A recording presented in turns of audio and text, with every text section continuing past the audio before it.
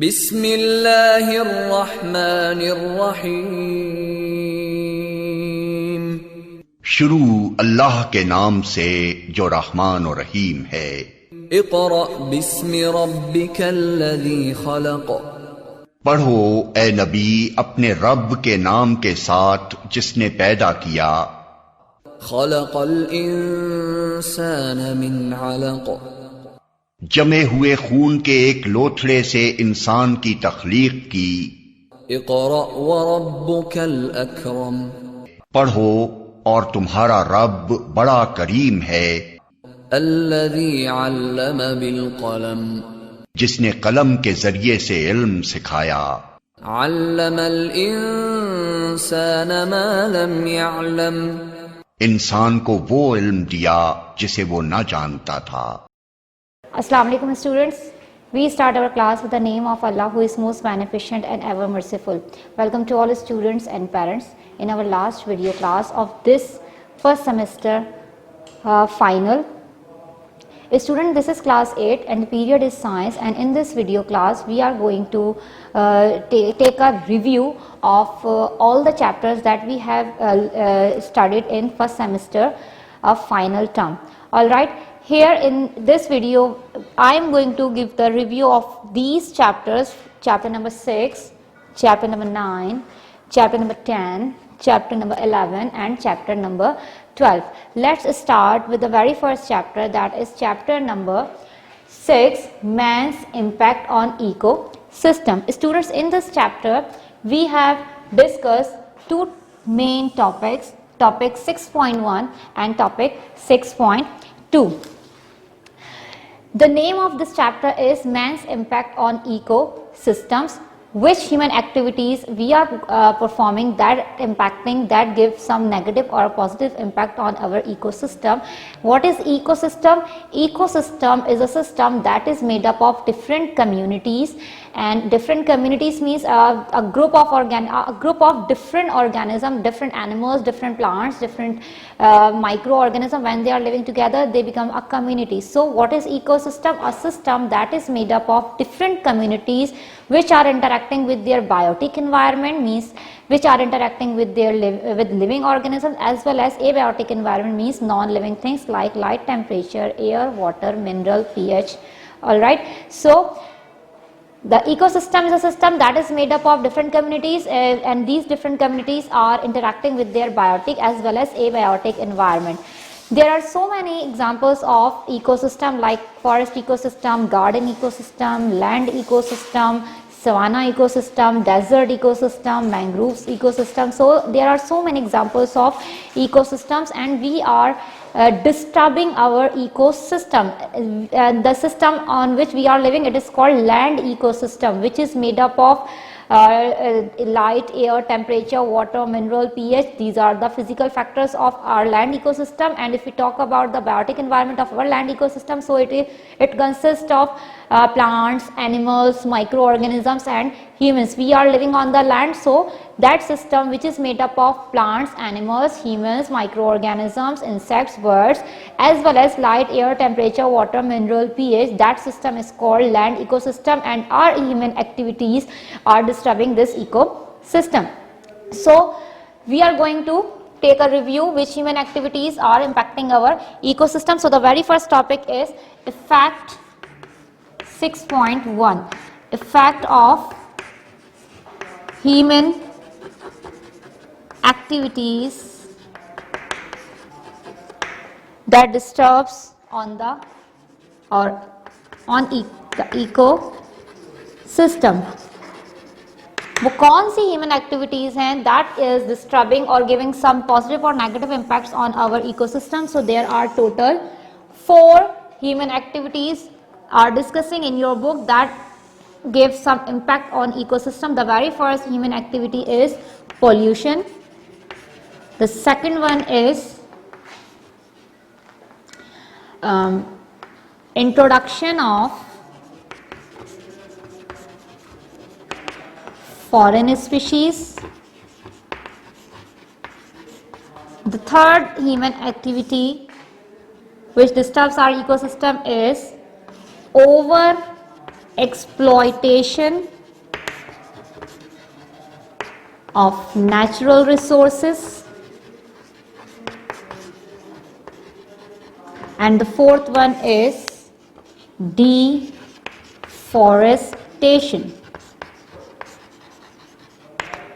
Let's begin with the first human activity, that is called pollution. Students, all of you know that pollution is a phenomena. We have already discussed in our first video that the addition of or the introduction of pollutants into the environment that harms our environment this is called pollution. What are pollutants? Pollutants are the harmful substances that damage our environment, like carbon dioxide gas, this is a toxic gas, like chemical waste, they also cause some sort of pollution, like toxic gases, toxic chemical, waste material, solid waste, and all these are carbon dioxide gas as well as sulfur dioxide gas, oxides of nitrogen, smoke, all these are the pollutants that are damaging our environment, that are damaging our water, air as well as our land. So these are called pollutants. Whenever pollutants are added to the environment, they will cause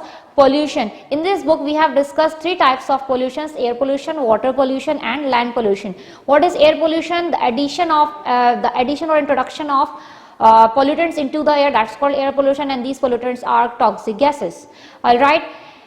By burning trees or by burning fossil fuel, these toxic gases are produced and they cause air pollution, and the negative impact of air pollution is that it causes acid rain, because some toxic gases are acidic in nature and they can dissolve in rainwater. Whenever rain happens, these gases dissolve in rainwater and the rain will be called acid rain, and acid rain disturbs the ecosystem, that is called pond ecosystem. जब ये acid rain pond में lakes में जाती है तो फिर उसकी pH change होती है, and the organisms that are living inside this they will be die, or they will be they become in danger, as well as breathing problems.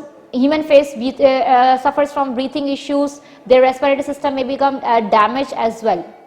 So these are the negative effects, as well as the greenhouse effect also caused due to the air pollution, because the major greenhouse gas is the carbon dioxide gas. When we burn more and more fossil fuel, then carbon dioxide gas is produced, and the property of carbon dioxide gas is that they trap sun's heat more. वो सबसे ज़्यादा सूरज की जो heat है उसको absorb करती है, as a result of which global warming happened.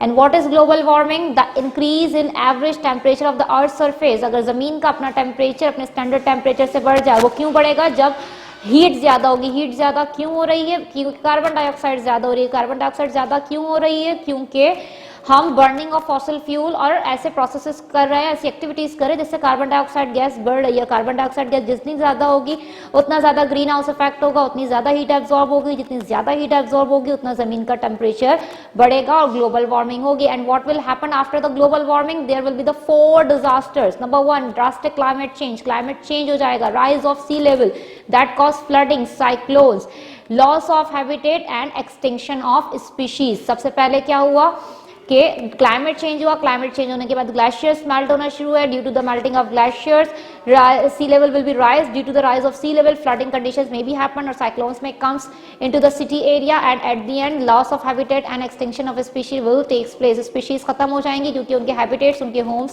खत्म.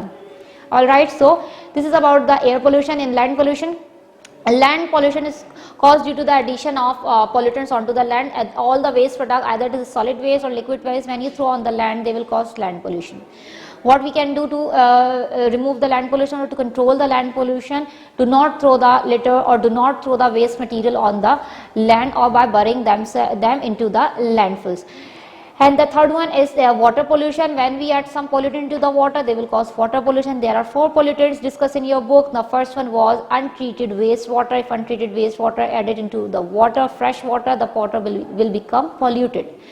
Similarly, oil from oil ships and oil tankers can cause water pollution. Litter thrown on the land, they will swipe into the sea water and cause water pollution, as well as fertilizers when they drain off from the farms and comes into the water, fresh water, they will cause also water pollution, as a result of which some algae grows on the surface of water, and they do not allow the sunlight to enter into the water, and the plants and animals which are present inside the river or lakes, they will not get sunlight, due to which their growth will stop. Plant cannot perform the process of photosynthesis due to the absence of light. As a result, they will die. So these are our human activities which are disturbing our land as well as water ecosystem. The second human activity that is affecting our ecosystem is introduction of foreign species. There are two types of species. First one is the native species,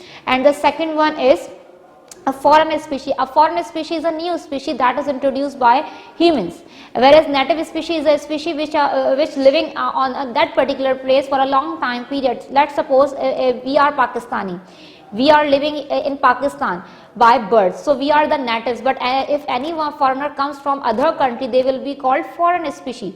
Just like coronavirus, all the viruses that are present on our country, they are the native viruses, but the coronavirus that comes from other part of the world, they will be called native species. Whenever the native species introduced by human, just like coronavirus also introduced by some people which travel from other parts of the world and comes to our country, they kept the coronavirus, वो अपने साथ coronavirus को लेकर यहाँ आए. So whenever the in a new species or a foreign species introduced into the ecosystem, they will disturb the dynamic equilibrium of the ecosystem. Equilibrium जो balance ecosystem का वो उसको disturb कर देता है. As a result of which native species may become endangered or they may become extinct. या तो native species खत्म हो जाएगी या वो खतरे में पड़ जाएगी. The same situation we are facing nowadays due to coronavirus, which is a foreign species.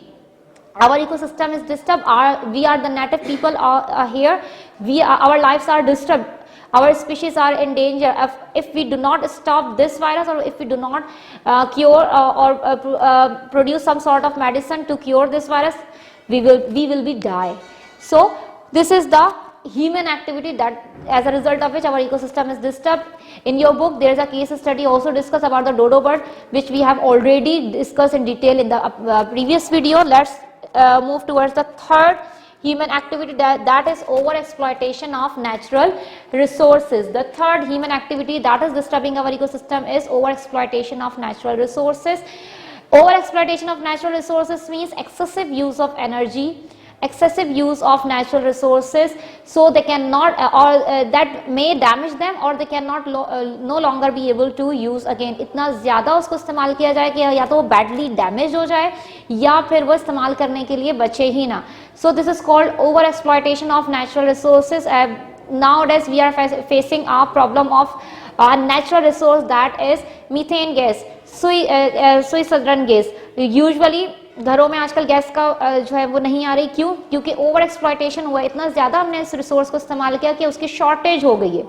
So in over exploitation of natural resources we have two examples that are discussed in your book: over hunting and excessive use of energy. अगर किसी भी चीज़ का over Hunt किया जाएगा, that species may become extinct or in danger. या तो वो खतरे में आ जाएगी या वो खत्म हो सकती है. So we have to control ourselves. To stop overhunting, we have to educate the people. The species which are very rare, like a species of panda is very rare. It is illegal to hunt the panda. It means we have to make some laws to overcome this problem. The second one is excessive use of energy. Energy का कम से कम इस्तेमाल करना और energy को save करना. तो अगर हम ये एक्टिविटीज कर रहे हैं, we are saving our environment, we are making our ecosystem balance. But if we are using excessively energy, then energy the time will soon come that there will be no energy, like we are facing shortage of electricity. We are excessively using the electricity. Some people are facing a shortage of electricity due to the excessive use of electricity. All right, the fourth one human activity is deforestation. What is deforestation? Deforestation is the clearing of forest at a large scale. Clearing of forest at large scale by burning or cutting of trees. अगर हम forest का एक बड़ा हिस्सा खत्म कर दें, वहाँ पे trees को जला दें या काट दें और उसके बाद land free कर दें, that process or that human activity will be called deforestation. Why it is harmful for us? Because why we are doing deforestation?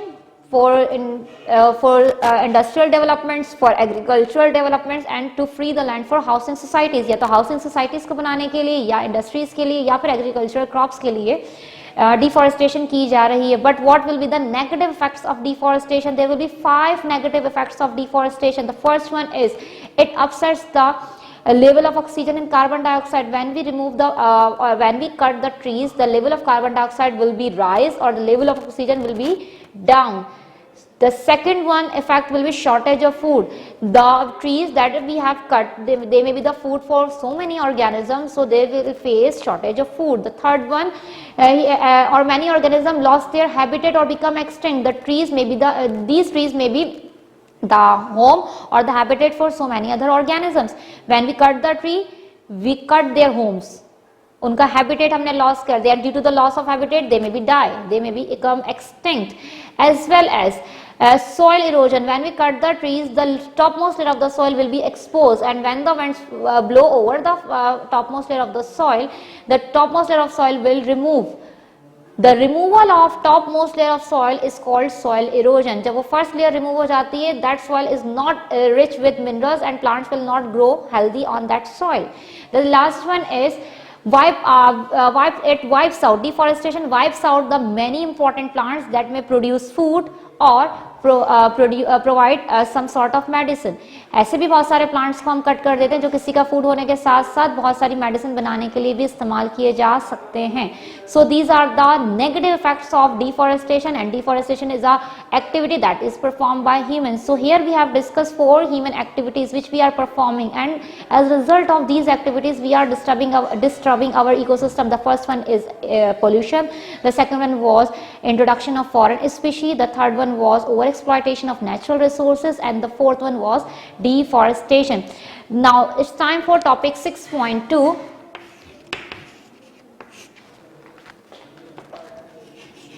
Conserving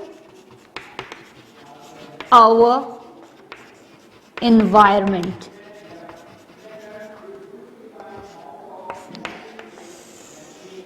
How can we conserve our environment? Why do we need to conserve our environment? We need to conserve our environment is to make our ecosystem balanced, is to make the environment clean and green. How do we conserve our environment? So there are so many ways to conserve our environment. The first one is by practicing 3 R's.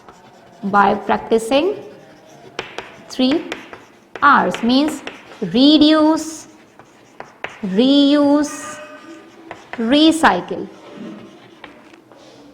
वो तमाम चीजें जिन्हें हम light suppose हम energy का इस्तेमाल कम से कम करें, ऐसी चीजें जो एक बार इस्तेमाल होने के बाद खत्म हो जाएंगी उनका इस्तेमाल कम से कम किया जाए. रीयूज, बहुत सारी चीजें ऐसी होती हैं जो दोबारा इस्तेमाल की जा सकती है, उन्हें दोबारा इस्तेमाल कर लिया जाए. रिसाइकलिंग, बहुत सारे प्रोडक्ट्स ऐसे होते हैं जिन्हें रिसाइकिल किया जा सकता है, like paper, glass, cardboard, they can be recycled, plastic can be recycled. So the things that we can reuse, we should reuse them. The thing that we can recycle, we should recycle them. And the thing about which we can say that they will become extinct, so we should reduce their uses. The second one is use technology to develop eco-friendly materials. Technology का use करते हुए ऐसे materials बनाने चाहिए जो कि environment friendly हो, like paper bags का इस्तेमाल किया जाए except polythene bags. Polythene bags are not biodegradable products. Polythene bags खत्म नहीं होते, डिकम्पोज नहीं होते, whereas paper bag is a biodegradable product which can be decompose by itself. मिट्टी में जाकर वो खुद ही डिकम्पोज हो जाता है. तो ऐसी टेक्नोलॉजी को इस्तेमाल करते हुए ऐसे प्रोडक्ट्स का इस्तेमाल किया जाए जो कि क्या हो, बायोडिग्रेडेबल हो, एनवायरनमेंट फ्रेंडली हो. The third one is use technology to harness renewable resource energy. ऐसी एनर्जी को ऐसी चीज़ों से निकाला जाए जो नेचुरल रिसोर्सेज से हमें एनर्जी मिलती है, like tidal energy, like wine turbine से एनर्जी बना ली जाए, या जो है सोलर सेल्स का इस्तेमाल करके एनर्जी हासिल कर ली जाए. ये वो चीज़ें जिनकी एनर्जी कभी ख़त्म नहीं होती. Alright, the fourth one is reforestation. Forest को दोबारा लगाया जाए, प्लांट्स दोबारा प्लांटेशन की जाए, so they in this way we can conserve our environment. And the fifth one is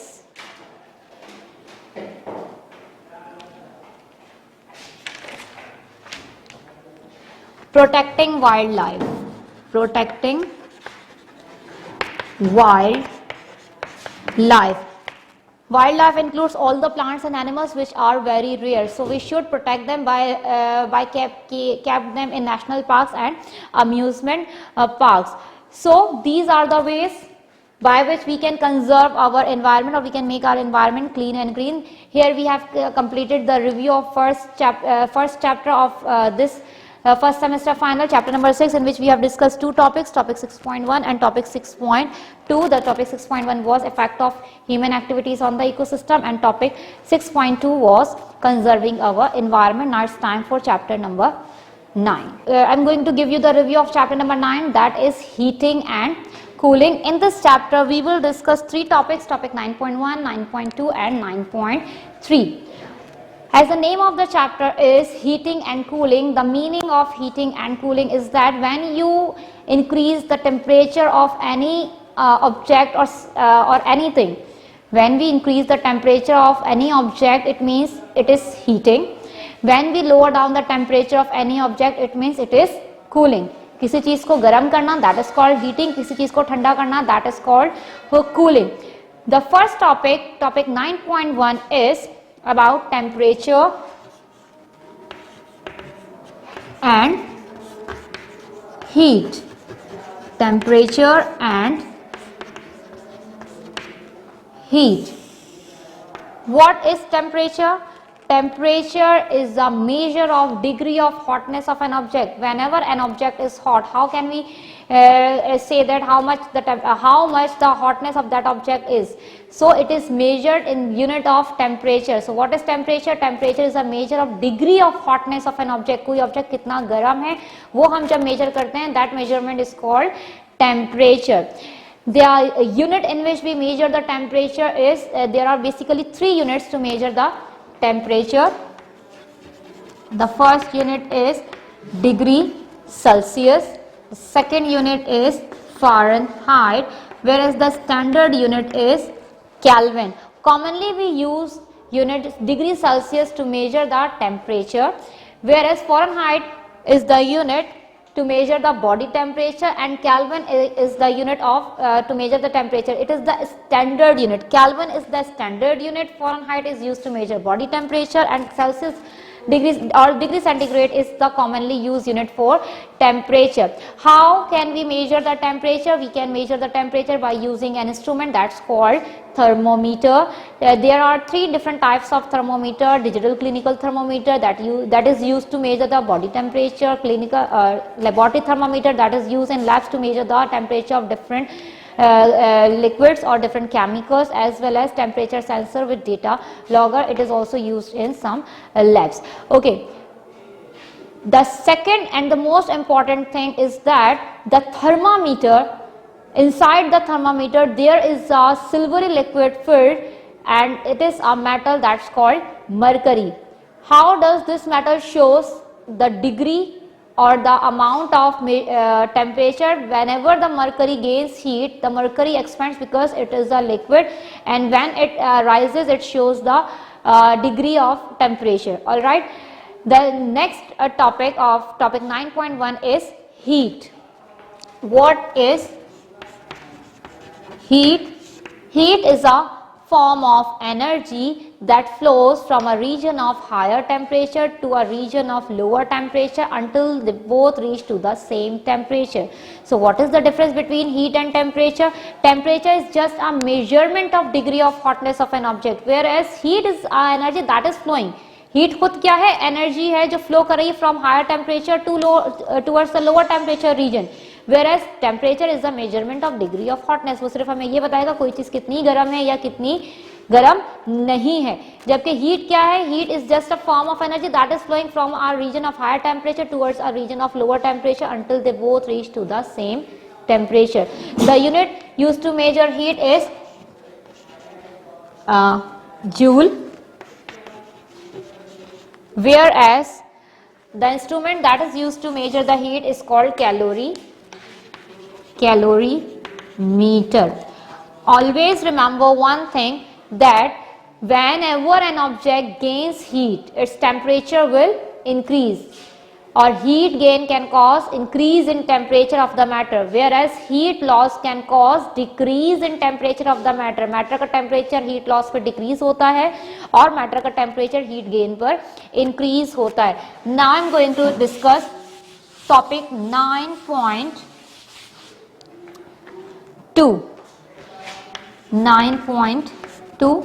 effect of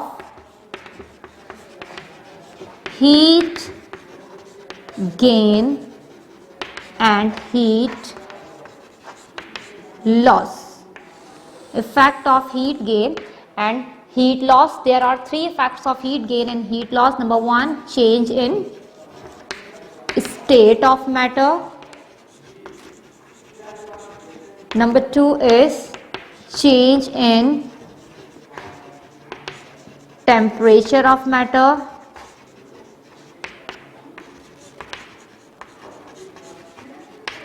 And number third is change in volume of matter.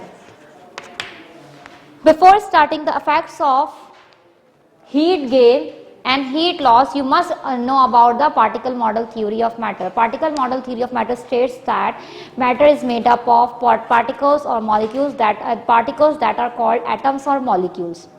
Whenever the particle of or atom or molecule of any medium, either it is a solid, liquid or gas, gains heat, they vibrate, they start vibration. They do not get any bigger in their size, they do not themselves bigger in their size. वो अपने size में जब भी किसी भी solid, liquid या gas के particles heat gain करते हैं या हीट लॉस करते हैं तो उनका साइज बड़ा या छोटा नहीं होता, बल्कि उनके दरमियान the intercellular spaces between these particles will increase. उनके दरमियान जो गैप्स होते हैं, मॉलिक्यूल्स के दरमियान जो गैप्स होते हैं वो इन कम या ज्यादा होते हैं. Whenever a matter gains heat or when the matter gains heat, matter expands. Why matter expands? Because the particles which make up the matter starts vibration. They vibrate more and faster and move further apart. Vibrate तेजी से करेंगे, ज्यादा करेंगे और एक दूसरे से दूर हो जाते हैं. And whenever a matter loses heat, matter will contract. Why they contract? Because the particles that make up the matter, वो particles जिन्होंने matter को बनाया है वो एक दूसरे से करीब आ जाते हैं. They vibrate less and slower and come close together. एक दूसरे के करीब आते हैं और contraction हो जाती है. All right. So these 3 points are the particle model theory of matter to explain these 3 effects of heat gain and heat loss. The first effect is change in state of matter. What is matter? Anything that has weight and occupies space is called matter. There are 3 kinds of matter: solid, liquid and gas. Whenever a matter gains or loses heat, its state will be changed. For example, when solid ice gains heat, the ice will melt. Change of state of matter. Solid converts into liquid. Whenever liquid boils, it converted into gas. Change of state of matter. A liquid changes into gas. Whenever gas loses heat, they form water vapor. Change of state of matter. Gas becomes liquid. Whenever a liquid loses heat, Whenever a water loses heat, it will freeze, it will convert it into ice, change of state of matter, liquid changes into solid. So whenever a matter, either it is a solid, liquid or gas, gains or lose heat, they will change their state. Alright, but always remember, when the matter changes its state, its temperature will remain constant. जब भी matter अपनी state change कर रहा होता है, उसका temperature constant होता है, either कि मैटर हीट गेन करे या हीट लॉस करे. फॉर एग्जाम्पल, जब आइस मेल्ट हो रही होती है तब भी उसका टेम्परेचर 0 होता है, जब वाटर फ्रीज हो रहा होता है तब भी उसका टेम्परेचर 0 होता है. सिमिलरली, जब वाटर बॉईल हो रहा होता है तब उसका टेम्परेचर 100 होता है, जब वाटर एवापोरेट हो रहा होता है तब भी टेम्परेचर क्या होता है, 100 होता है. तो freezing and melting temperature is same, that is 0 degree centigrade. Boiling and evaporating temperature is same, that is 100 degree centigrade, and these are showing the change of state of matter. All right, the second one effect of heat gain or heat loss is change in temperature of matter. Heat gain cause increase in temperature. जब भी heat gain होगी, matter का temperature बढ़ेगा. Heat loss can cause decrease in temperature. जब भी heat loss होगा, matter का temperature decrease होगा. The third one is change in volume of matter. Change in volume of matter means thermal expansion and thermal contraction. Thermal expansion and thermal contraction. What is thermal expansion? What is thermal contraction? The increase in volume of matter, either it is a solid, liquid or gas, due to heat gain, that is called thermal expansion. Heat gain की वजह से अगर solid, liquid या gas का volume बढ़ता है तो उसे हम कहते हैं thermal expansion. Due to the heat loss, if the volume of the matter decrease, this is called thermal contraction. Heat loss की वजह से अगर मैटर कॉन्ट्रैक्ट होता है और उसका वॉल्यूम कम हो जाता है, that is called thermal contraction. In your book there are 3 examples are given for solid, liquid and gases to show thermal contraction and expansion. Here I can show you.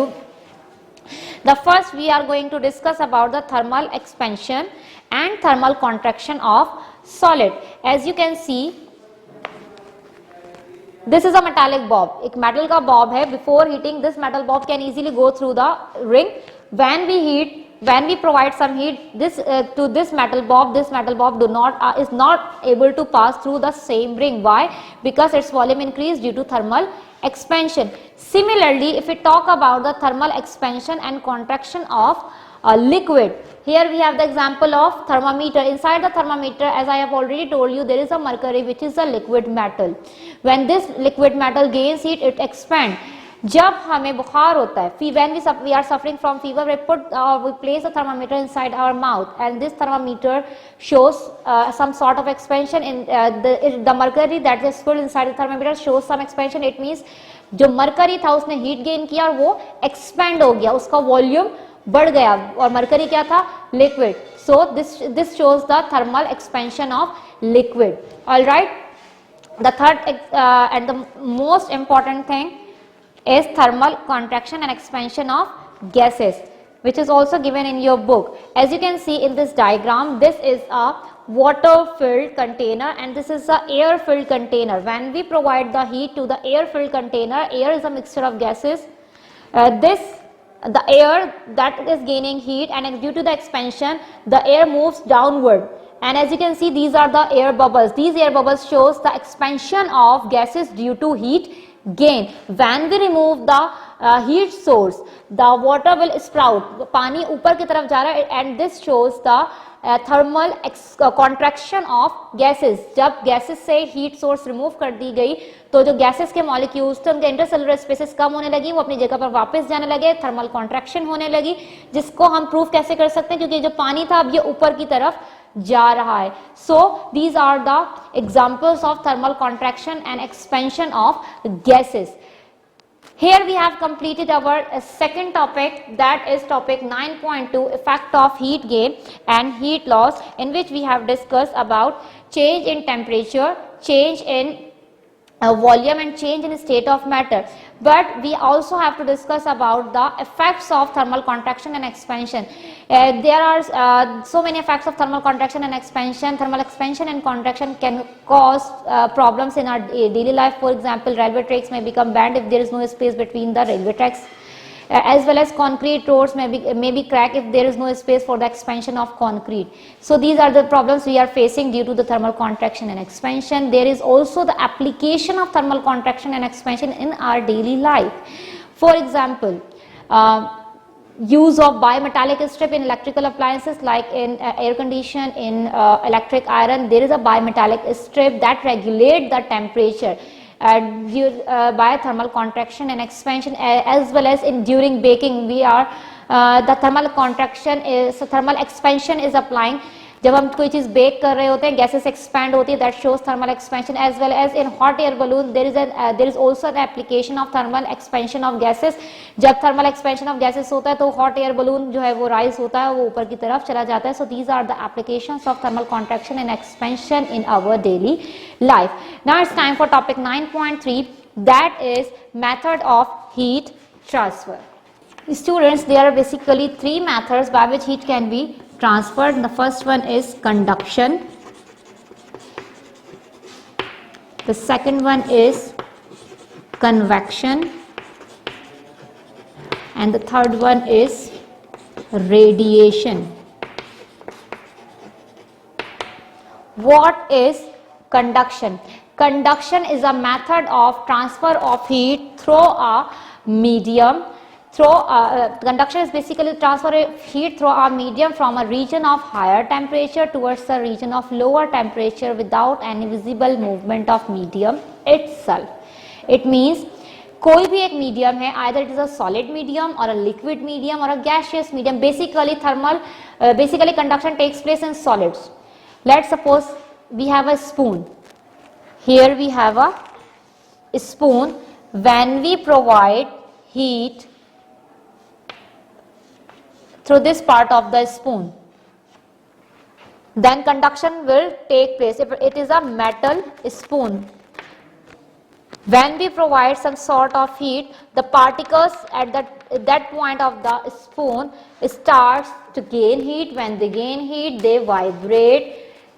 Due to the vibration, heat will be transferred from one particle to the last particle of that metal spoon.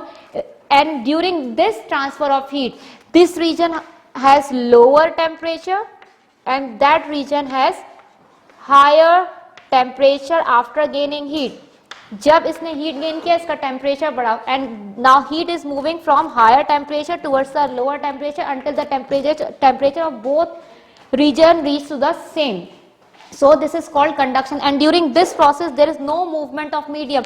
The particle number 1 which is present over here did not move and take the place of last particle. पहला particle move करके आखिरी particle के पास नहीं गया.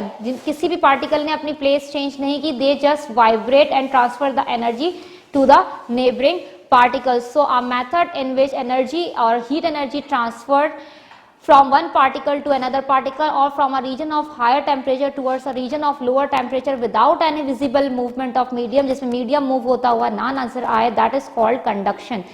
Conduction takes place in conductors. Conductors are the objects that allow heat to pass through them. There are two different types of conductors, good heat conductors or poor heat conductors. Poor heat conductors are also called thermal insulators. Good heat conductors are the conductors that allow almost all heat to pass through them, like metals. They allow almost all heat to pass through them.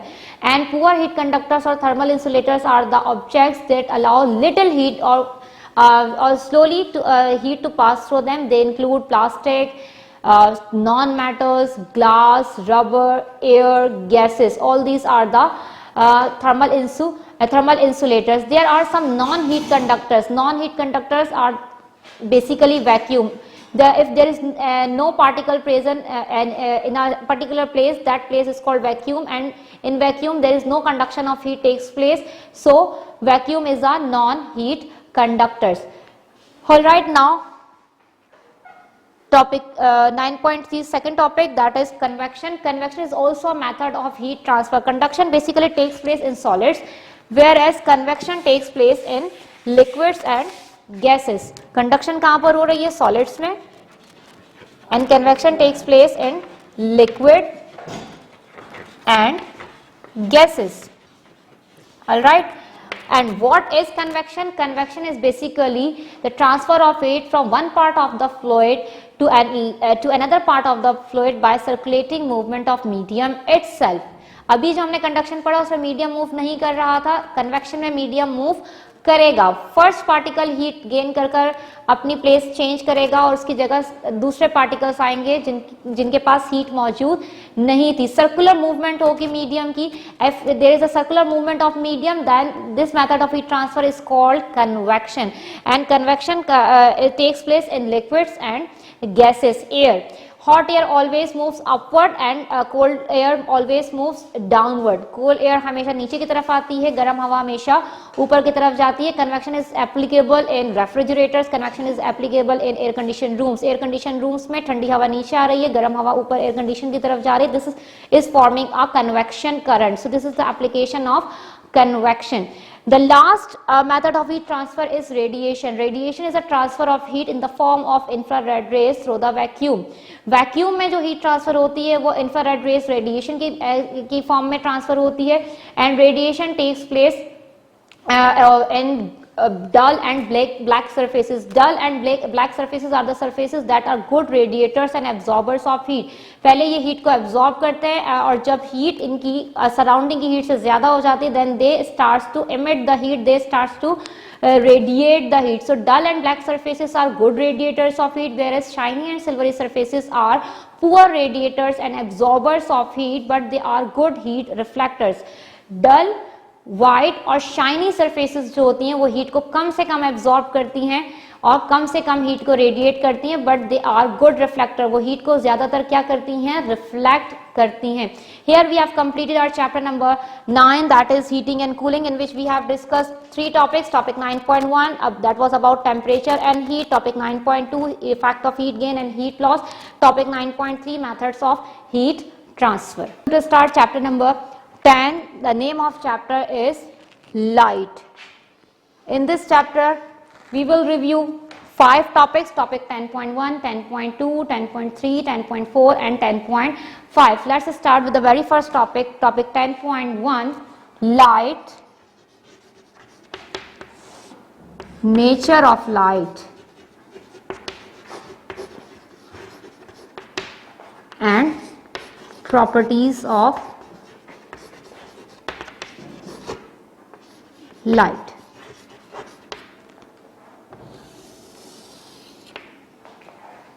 (10.1) What is light? Light is just a form of energy that can be detected by our eyes, that helps to observe the things, that helps to see different objects. The first and the most important property of light is that light always travels in a straight line when it is moving from the same medium. Light can travel through solid, light can travel through liquid, light can travel through gases, but the speed of light will be changed in different medium. The speed of light is different at different medium, but always remember the first property of light is light travels at different speed in different medium. Second property is light can travel through solid, liquid and gases. The speed of third, the speed of light is faster in air than glass or than solid and liquid. Number third, light always travels in a straight line when the medium is same. अगर light का medium same है then light will travel in a straight line.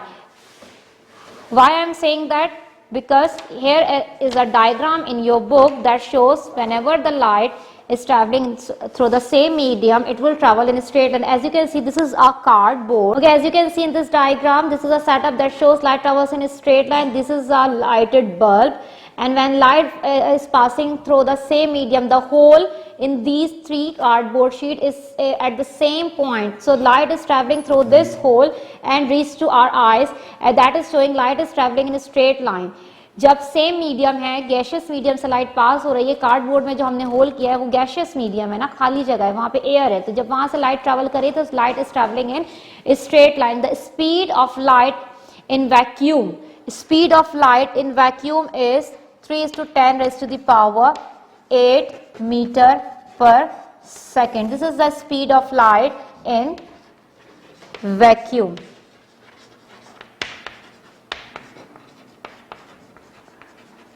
All right, so we have discussed total 4 properties of light. The first one is light can travel through different medium. Number 2, light can travel at different speed in different medium. The speed of light in air is much more faster than the speed of light in solid and liquids. And the fourth one is light travels in a straight line when it is traveling from the same medium. Now there are some objects that are related to light. These are luminous objects and non-luminous objects. Luminous objects are those objects that can produce their own light, like sun, like stars. They are producing their own light, whereas non-luminous objects are those objects which do not produce their own light, like moon. Moon cannot produce their own light. The sunlight falls on the moon and this light reflects into our eyes. Alright, whereas the luminous objects are those objects that can produce their own light, that include stars, sun, bulb, torch, candle, lighted bulb. All these are the luminous objects, whereas non-luminous objects include examples of non-luminous objects are moon. Alright, after that we have some different objects with different optical properties regarding to lights, like transparent materials, translucent materials and opaque materials. Transparent materials are those materials that allow almost all light to pass through them, that are able to pass all the light through them. Transparent materials ऐसे materials हैं जिसमें से पूरी की पूरी light pass हो जाती है, like glass, diamond. These are the examples of transparent material, whereas translucent materials are those materials that allow some little light to pass through them, like frosted glass, tracing paper, some sort of plastic that allow little light to pass through them, whereas opaque materials are those materials which do not allow light to pass through them, like this board. This board is not allowing the light to pass through them. The light is reflected through this board. Light इसमें से pass नहीं हो रही, बल्कि इससे क्या हो रही है, reflect हो रही है wood, metal, and there are so ceramic tiles, table. These are the opaque objects which do not allow light to pass through them. Light इनमें से pass नहीं हो सकती. So here we have completed the first topic, that is the properties and the nature of light. Now I am going to discuss the second topic, that is shadow. Topic 10.2, shadow. What is shadow? A shadow is basically a darker region that is formed when the path of the light is blocked by any object. Let's suppose this is a building and this is a light source. When the light is falling on that building, the light is blocked by this building. इस building की वजह से क्या हुआ, light का रास्ता block हो गया, as a result of which its shadow is formed behind this building. क्योंकि लाइट इस ओपैक ऑब्जेक्ट से पास नहीं हो सकी, जिसके रिजल्ट्स में क्या हुआ कि इस लाइट का रास्ता ब्लॉक हुआ और उसके इस बिल्डिंग के पीछे की तरफ क्या बन गया, उसका शेडो बन गया. So this darker region that is form due to the blockage of light by this building stops the light to flow. Light का रास्ता इसने ब्लॉक किया, इसके रिजल्ट में क्या बन गया, इसके बैक साइड पर शेडो फॉर्म हो गया. So what is shadow? The shadow is a darker region that is form due to the blockage of path of light by an object. जब कोई भी ऑब्जेक्ट लाइट के रास्ते को रोकता है तो उस ऑब्जेक्ट के पीछे उसका डार्क रीजन बनता है, and that dark region is called shadow.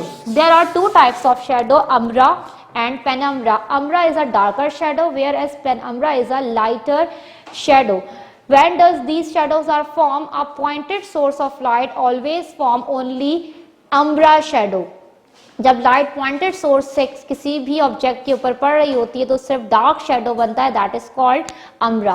But when the light is falling on an object from an extended source of light forms two shadows, umbra and penumbra. Why shadows are formed? Shadows are formed because light always travels in a straight line. जब light straight line में travel कर रही होती है और उसके रास्ते में कोई चीज आती है तभी शेडो बनता है, उसका रास्ता रुकने की वजह से. और दो तरह के शेडोज फॉर्म होते हैं, एक डार्कर शेडो होता है that is called umbra and the lighter shadow is called penumbra. Extended source of light forms darker and lighter shadow umbra and penumbra, whereas pointed source of light, if the pointed source of light is falling on an object, that object will form only umbra shadow.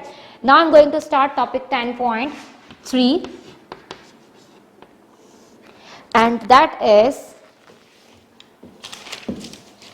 reflection of light.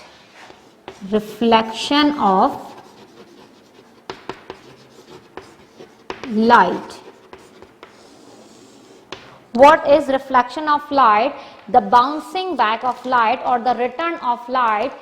The bouncing back of light or the return of light when the light is falling on an object or when the light strikes on a surface. जब भी, let's suppose here we have a plane mirror. यहाँ हमारे पास क्या है? एक plane mirror है. All right. This is a plane mirror. Always remember, light is traveling in a straight line. And how can we show that light is traveling in a straight line? We can show it by a single ray. This is a single ray, the path along which light is traveling. If we want to show the direction of light ray, we can show it by this arrow. This diagram is called ray. When there are so many rays present, then this is called bundle of rays or a beam of light. It is called beam of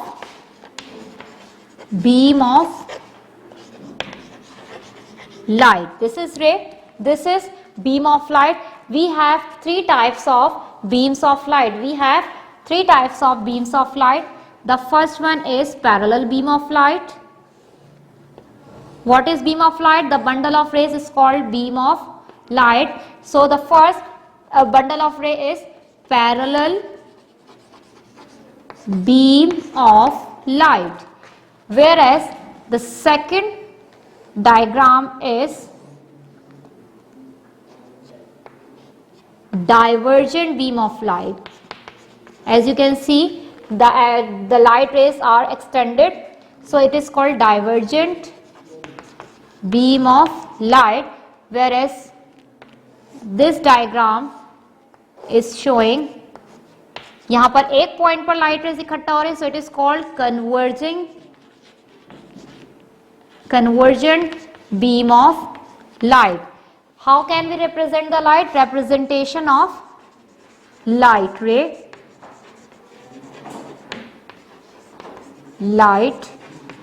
Representation of light ray. We can represent the light in the form of a ray. This is a ray. This is a bundle of light, so it is called beam of light. Here we have three examples. There are three types of beams of light. Parallel beams of light.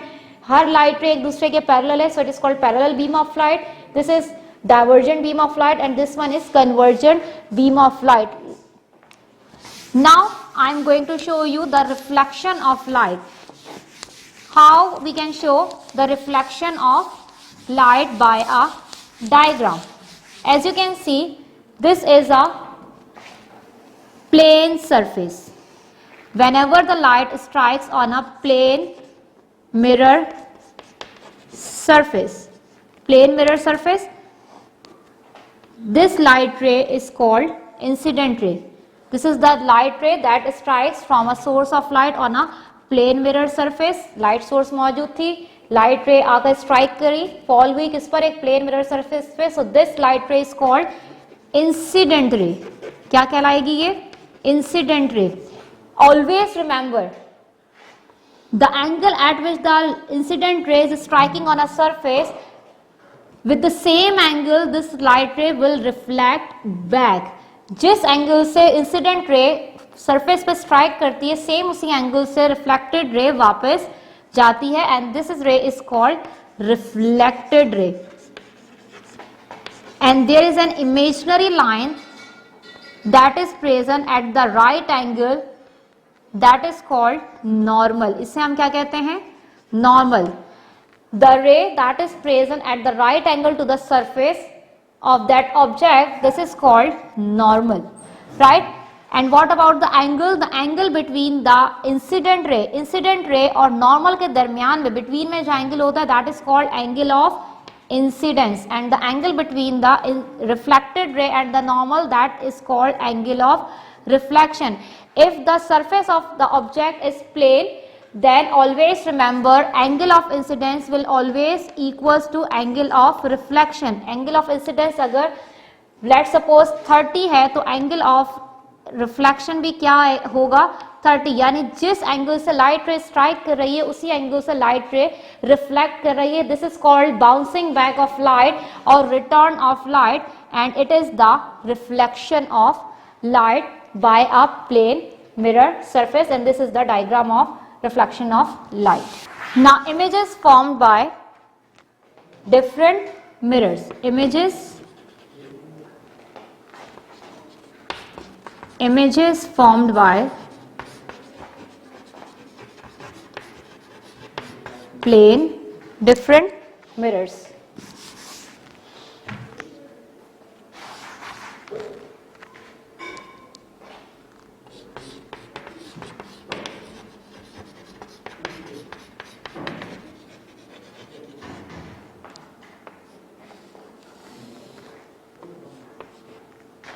Plane mirror,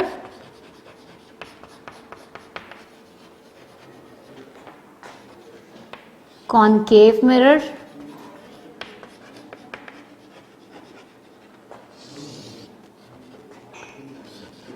convex mirror.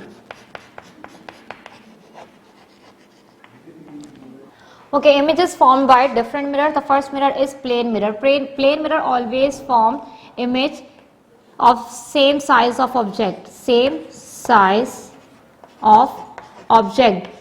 जितना size object का होगा उसी size के image बनाएगा. Second one is it is always form upright image. Upright means erect, straight image. virtual image. What is virtual image? An image that cannot be caught on the screen. ऐसे image जो screen पर ना ली जा सके बल्कि reflection होने के बाद आइस के रेटिना पे फॉर्म हो, that is called virtual image. It always form laterally inverted image. Right side हमेशा लेफ्ट और laterally inverted image. Right side जो आपका होगा वो लेफ्ट आ रहा होगा मिरर में, और जो लेफ्ट साइड होगा वो राइट अपीयर हो रहा होगा. और it also forms an image as far behind the mirror as the object is in front. जितना ऑब्जेक्ट मिरर से दूर होगा उतनी ही इमेज दूर बनेगी, जितना ऑब्जेक्ट मिरर से करीब होगा उतनी ही इमेज मिरर से करीब बनेगी. What are concave mirrors? Concave mirrors are the mirrors that have reflecting surface that bulges outward, inward, caves inward. इस तरह का जो मिरर होता है जिसमें रिफ्लेक्टिंग सरफेस अंदर की तरफ होती है, caves inward, reflecting surfaces mirrors are called concave mirrors. इस तरह के मिरर्स को हम क्या कहते हैं? concave mirrors कहते हैं, जिनकी रिफ्लेक्टिंग सरफेस नीचे की तरफ से जो होती है कर्व्ड होती है, लाइक फ्रंट ऑफ स्पून. जिस तरफ से हम चम्मच से खा रहे होते हैं वो फ्रंट ऑफ स्पून, ये क्या कहलाता है? इस तरह की शेप अगर मिरर की, that mirror is called concave mirror. Whereas convex mirrors are like that, back of spoon, जिनकी सरफेस कैसी हो? रिफ्लेक्टिंग सरफेस बुल्स आउटवर्ड, बाहर की तरफ निकली हुई हो. कहाँ निकली हुई हो? बाहर की तरफ निकली हुई हो रिफ्लेक्टिंग सरफेस, इसको हम कहते हैं convex mirror. Just like back of spoon. Spoon को अगर हम उल्टा कर दे तो जो सरफेस नजर आएगी, that surface will be called, that shape will be called the shape of convex mirror.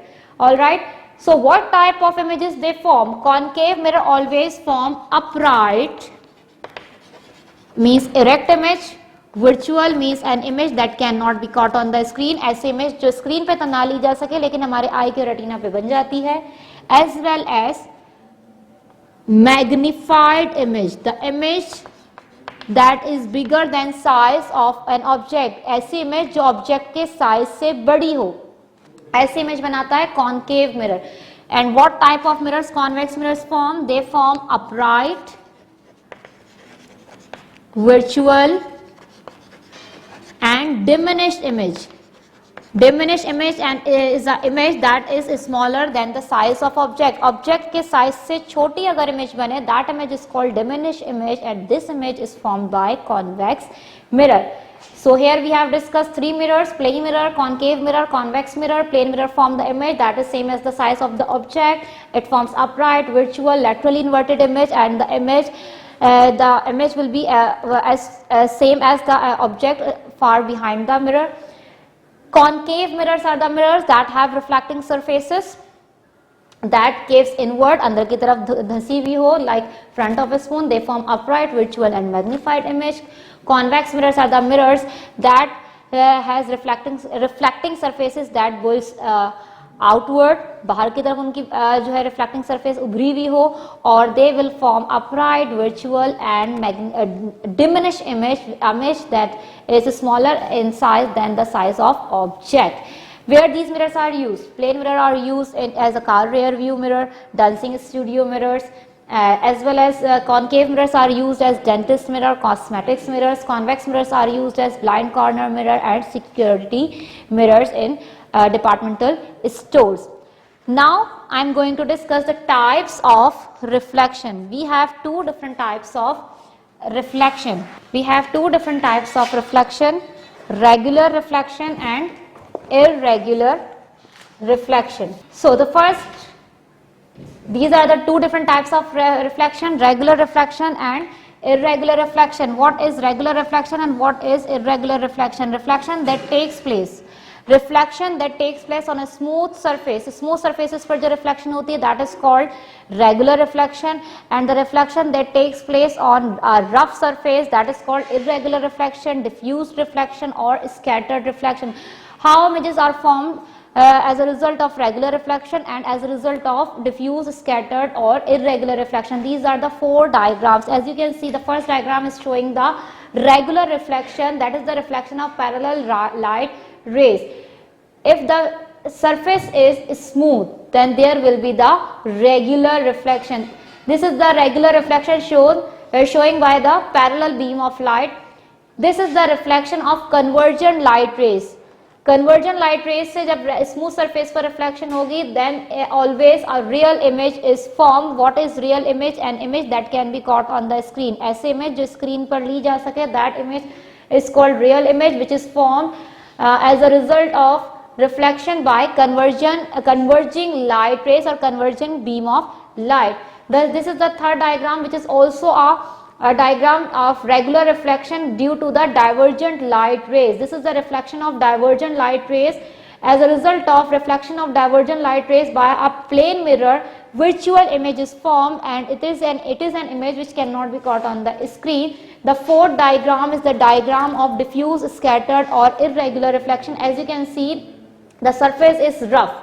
The surface of this object is rough. When the light rays falling on them, they are reflecting with different angles. ये different angles से reflect हो रही हैं, and this is the diagram that shows the irregular, diffused or scattered reflection. All right, now it's time for topic 10.4, light.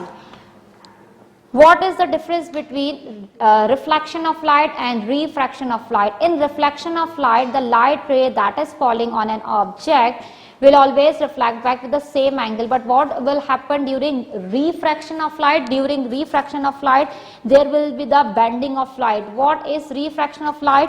Refraction of light is the bending of light when the light is traveling from one transparent medium to another transparent medium. अगर light एक transparent medium से दूसरे transparent medium में move कर रही है, then the light ray will be bend, and this bending of light is called refraction of light. And this bending of light I can show you through this diagram. Let's suppose this is a glass block. This is a glass block which is transparent, and surrounding is air is present, which is also a transparent medium. This is a glass block, and the second medium is air. Both are transparent medium. When the light ray is falling or is moving from air medium and it is striking on a glass block and enters into the glass block, this light ray will be bent. This is the incident ray, that is coming from the air, and this light ray is entering from air medium, which is a transparent medium, into a glass medium, which is also a transparent medium. The speed of light is much more faster in air than the speed of light in a solid. Glass block is solid, so when the light is entering from gaseous medium into a glass medium, the light ray will bend towards the normal. Light ray किसकी तरफ move करेगी? Normal की तरफ move करना शुरू हो जाएगी. और this is showing the bending of light ray. This light ray is called refracted ray. इसको हम क्या कहेंगे? Refracted ray. Whereas the light ray that is coming from the glass block, it bends away from the normal, and this light ray is called emergent ray. This light ray is called incident ray. Okay, incident ray is the ray that is coming from the air medium and entering into the glass medium. So the speed of light ray will decrease. Due to decrease in speed of light, this light ray is bending towards the normal, and when this refracted ray comes out from the solid medium and enters into the air medium, which is the gaseous medium, the speed of light ray will increase. As a result, this light ray will move away from the medium and again shows the bending of light ray, and this light ray is called emergent ray. So this is the diagram that is showing the refraction of light. Always remember the angle of incidence that is formed between the normal and the incident ray will always equal to the angle of emergent that is formed between normal and the emergent ray. Angle of incidence और angle of emergent एक जो होगा वो same होगा, because they both are forming in the same medium. दोनों air medium में बन रहे हैं इसलिए दोनों angle same होंगे, but the angle of refraction will be changed, and that is the angle that is formed between between refracted ray and the normal. All right, what are the effects of refraction? There are three effects of refraction. The first one is apparent depth. Apparent depth means fall impression of the depth. Due to the refraction of light, we cannot see the actual depth of any object. As in your book, there is a diagram that shows the apparent depth, and that is, as you can see in this diagram, the object that is present on the floor, its actual depth is different than the depth of the image that is formed by the human eye due to the refraction of light. As you can see, this is the object that is present at the floor of this swimming pool, but its image is formed above that object due to the refraction of light, due to the bending of light. So this is the first effect of refraction of light. The second effect of refraction of light is the bending. Is object appears bent when partially immersed in water. As you can see, this is a glass, half-filled glass water, and inside this half-filled glass water there is a straw which shows some sort of bending. Why it is shown as a bended straw? Just because of refraction of light. And the third effect of refraction of light is dispersion of white light. What is dispersion of white light and what is white light? White light is basically a light that is made up of 7 different colors: violet, indigo, blue, green, yellow, orange and red. These different 7 colors of light, they are also called spectrum of white light, or the band of 7 different colors of light. When these 7 different colors of light combines together, they form the white light. And as an effect of refraction of light, the dispersion of white light takes place. That is the splitting of white light into 7 different colors. How can we show the dispersion of white light? It can be shown by a glass prism. As you can see, when the white light ray is falling on this glass prism, this single white ray light splits or breaks into 7 different colors of light. Why it has happened? It just happened due to the refraction of light. जैसे ही white light enter हुई एक glass prism में, वो band होना शुरू हुई, because this light ray is entering from the air medium, and from air medium it enters into the glass medium, which is a solid medium. So different colors band at different angle. Her colour 7 colours में से हर colour का जो angle है वो change है, क्योंकि हर colour की जो है स्पीड डिफरेंट है. हर कलर की स्पीड चेंज होने की वजह से हर कलर का एंगल ऑफ रिफ्रैक्शन डिफरेंट हो रहा है, जिसकी वजह से एंगल ऑफ इमर्जन भी डिफरेंट होगा। और ये एक लाइट जो व्हाइट कलर की थी वो कितने कलर्स में स्प्लिट हो गई? दीज 7 डिफरेंट कलर्स में, that is violet, indigo, blue, green, yellow, orange and red. How can we combine these 7 different colors of light? We can combine these 7 different colors of light by using two glass prisms, as you can see in this diagram.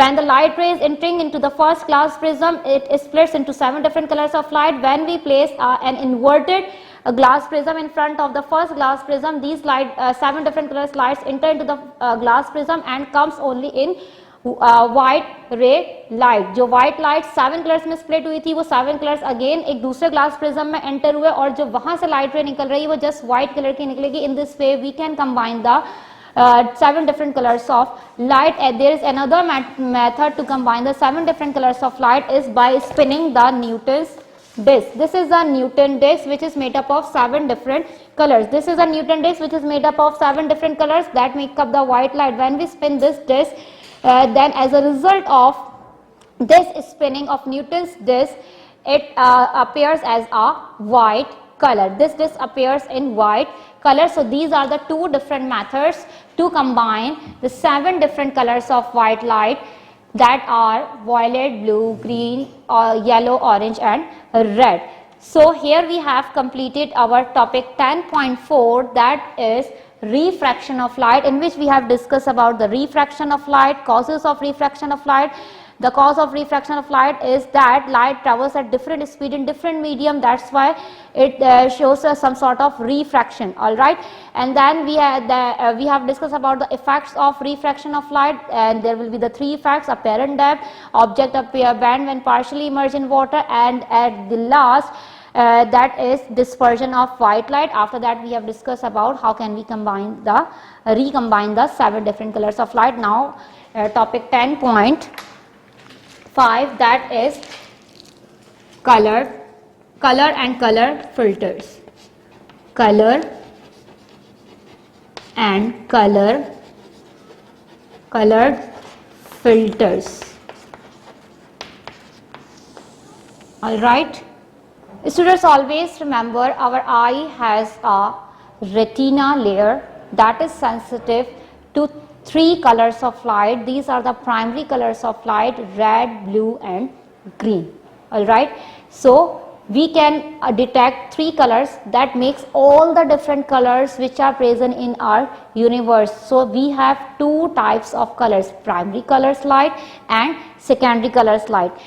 What are primary colors light? Primary color light. We have 3 primary color lights: red, blue and green. Red, blue and green, these are the primary colors of light. And what are secondary colors light? Secondary color light. Secondary color lights are the colored lights which are formed due to mixing 2 primary colors. Secondary color lights वो color lights होती हैं जो कब बनती हैं? When we mix 2 primary colored lights. Let's take an example. When we mix red with blue, which color light will form?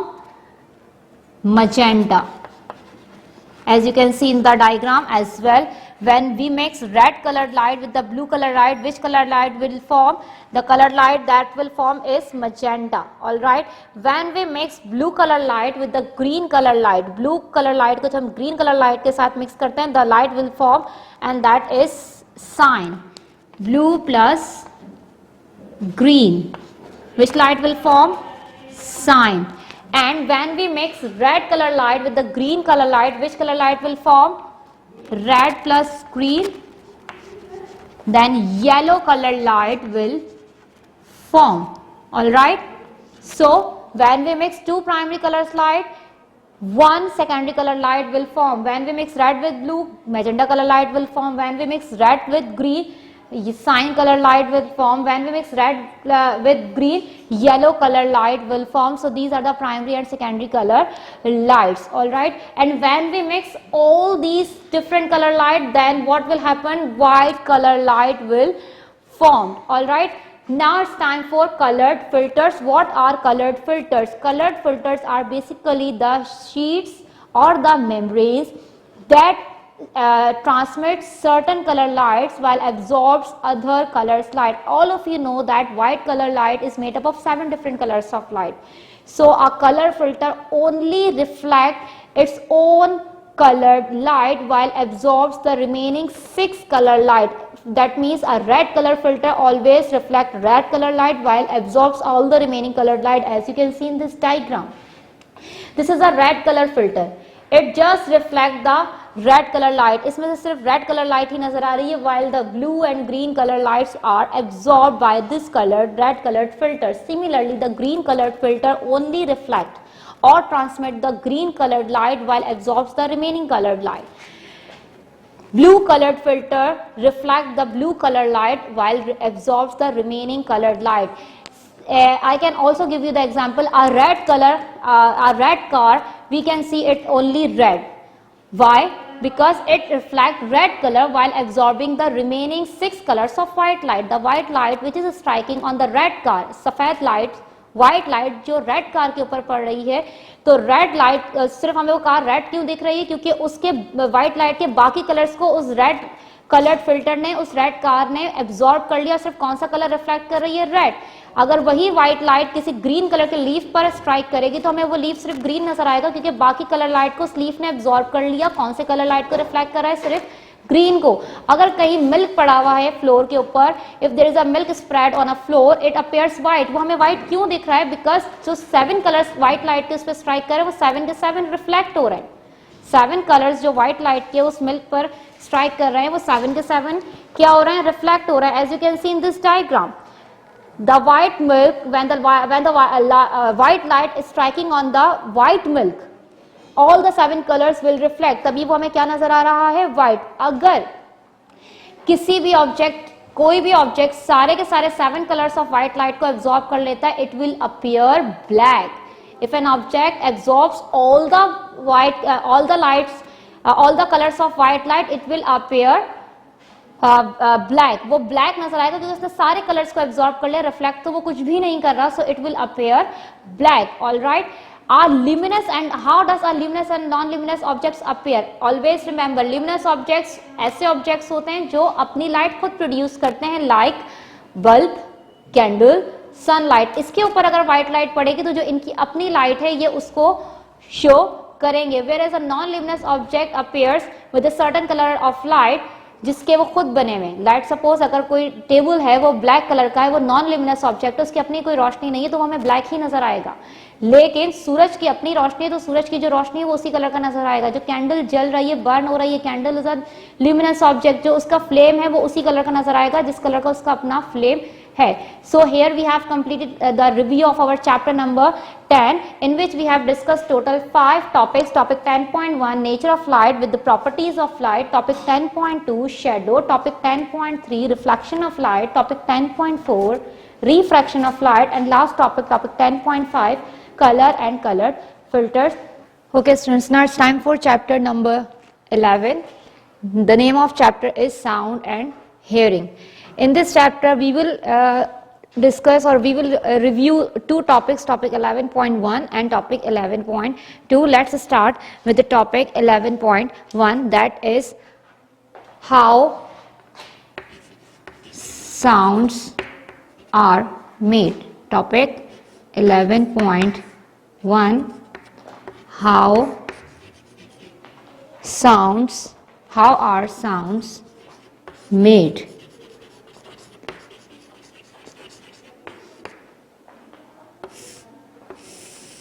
Before starting this topic, you must know the definition of sound, what is sound and how sound can be detected. Sound is just a form of energy. What is sound? Sound is a form of energy that can be detected by our human ears, जिसे हम अपने कानों से सुनते हैं. It's just a form of energy. How are sounds made? Sounds किस तरह से प्रोड्यूस होती हैं, साउंड्स किस तरह से बनती है? So sounds are made by vibration. Sounds are made by vibrations.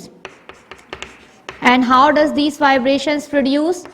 These vibrations produce whenever we pluck the string of any musical instrument. Let's suppose if we have a guitar, when we pluck the string of guitar, there will be some vibrations produced in the through the strings of the guitar. Guitar के strings से जो vibrations produce होती है, these vibrations travel in the air medium. These vibrations travels in the air medium and reach to our ear, and our ear detect this sound which is produced by the vibration, and these vibrations were produced by after plucking the strings of guitar or a sitar. As well, the sound that produced by yourself, it is produced due to the vibration of vocal cord. Vocal cord is present inside your sound box, that is present along your throat. आपके throat के साथ एक sound box होता है, and inside that sound box there is a vocal cord. Whenever you talk, this vocal cord vibrates, and these vibrations produce sounds, and then we can hear the sound through our air. फिर जब वो sounds vibration के बाद produce होती हैं, तो उन vibrations को साउंड की फॉर्म में हम अपने कानों से सुनते हैं. So in this way sounds are made by vibrations, और we can say that sounds are made by vibrations, और which can travel in the form of waves through a series of compressions and rarefactions. What are compressions and what are rarefactions? Sound travels.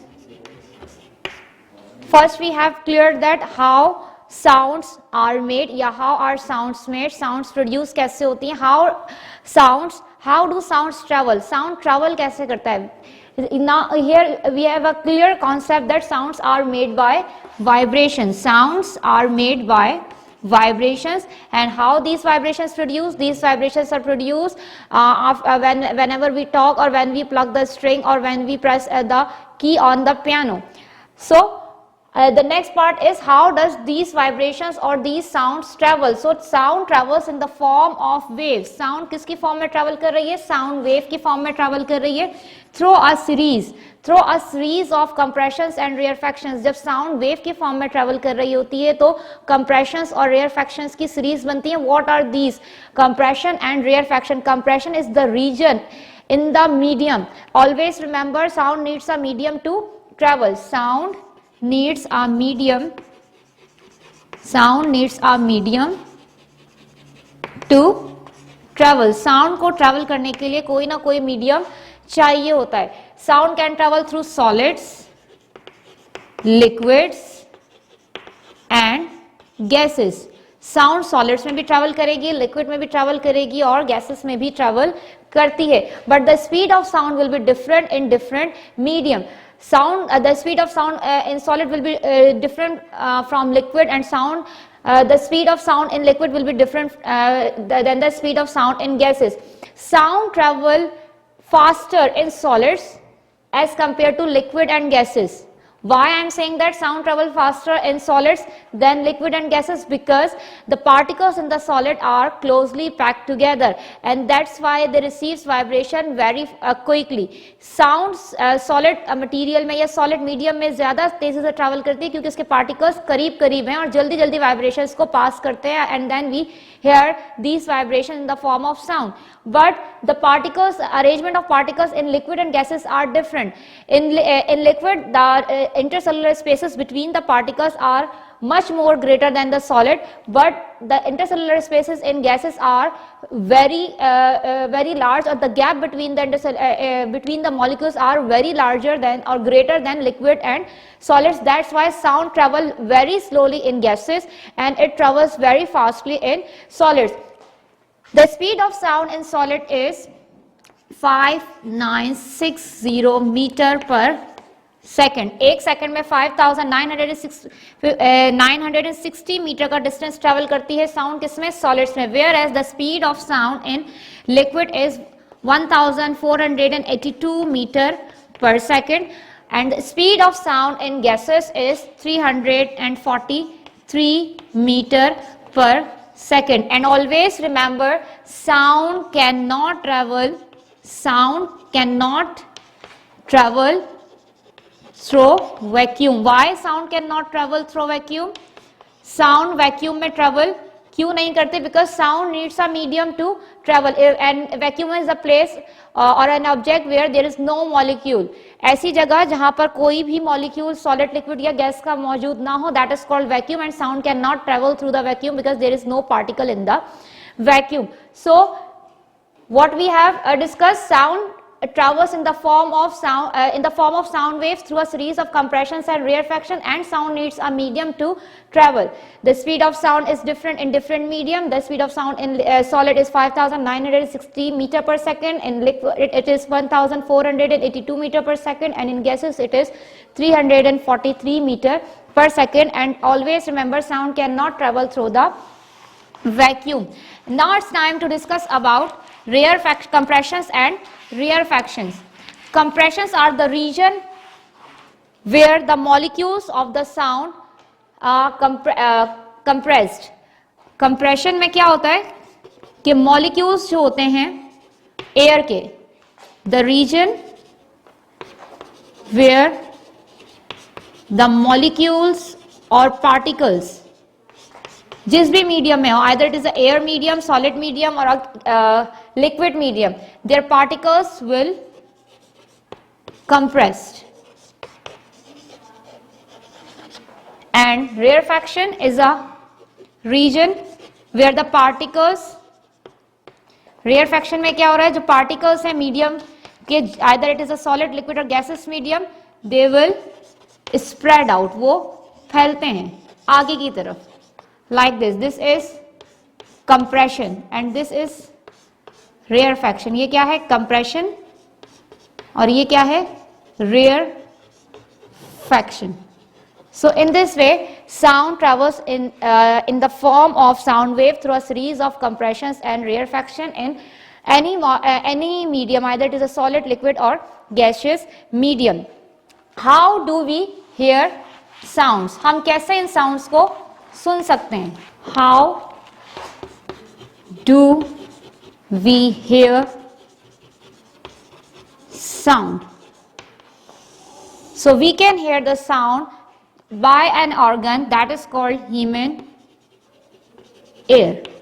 Human ear is the organ that can detect the sound in the form of sound waves. We can hear the sound through human ear, and the function of human ear is to convert the sound waves into electrical signals, and then the human ear sends these electrical signals to the brain, and brain interpret these electrical signals in the form of sound. जितनी भी sound waves की form में या vibrations की form में हमारे human ear तक पहुंचती हैं, ह्यूमन ईयर उसको कन्वर्ट कर देता है किसमें? इलेक्ट्रिकल सिग्नल्स में, and these electrical signals are then send to the brain. Brain उन इलेक्ट्रिकल सिग्नल्स को इंटरप्रीट करता है और साउंड की जो है वो समझ उसे आ जाती है. Okay, if we talk about the parts of human ear and their functions, so human ear is divided into three parts: outer ear, that consists of ear pinna, ear canal and ear drum, whereas middle ear consists of ear bones. These are three bones which are arranged in a chain like manner. Number one is hammer, number two anvil, number three stirrup. Whereas the inner ear consists of two parts, cochlea and the auditory nerve. If you look at this diagram, this part is the outer or the external ear that consists of ear pinna, which is funnel shaped part of the human ear, and this ear pinna is opened into a long tube that is called ear canal, which is also a part of external ear, and this tube ends at on a sheet that is called drum, eardrum, which is a thin membranous sheet. It is also called tympanic membrane. After this eardrum, there are three bones which are arranged in a chain like manner. The first bone is called hammer, the second bone is called anvil, and the third bone is called stirrup.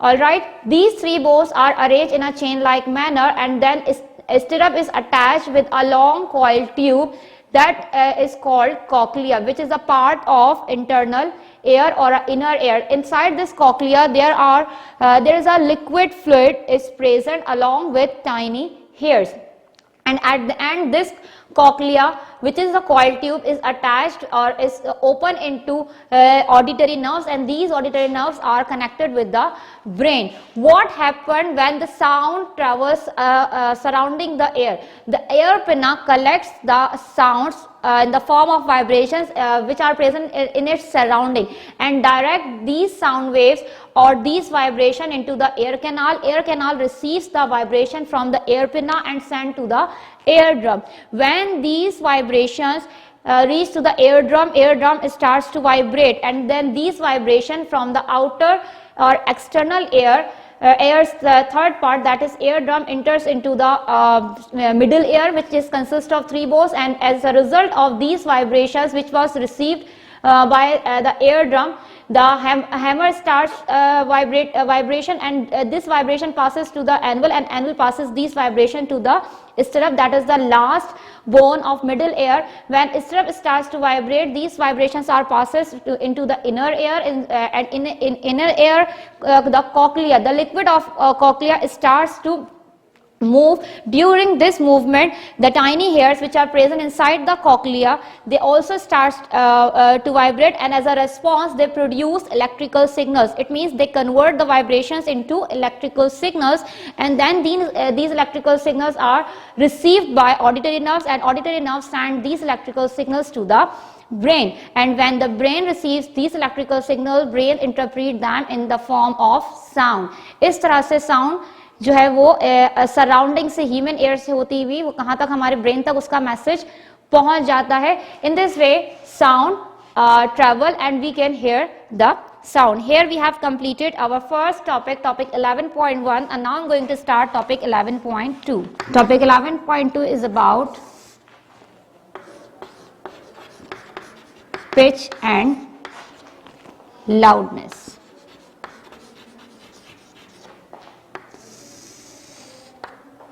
First we start with pitch. What is pitch? Pitch is basically a distinctive quality of sound that can differentiate between two sounds. If we want to differentiate a sound of woman sound with a man's voice, we want to differentiate between an adult voice or a crying child voice, then we will use the property or a quality of sound that is called pitch. So what is pitch? Is a distinctive quality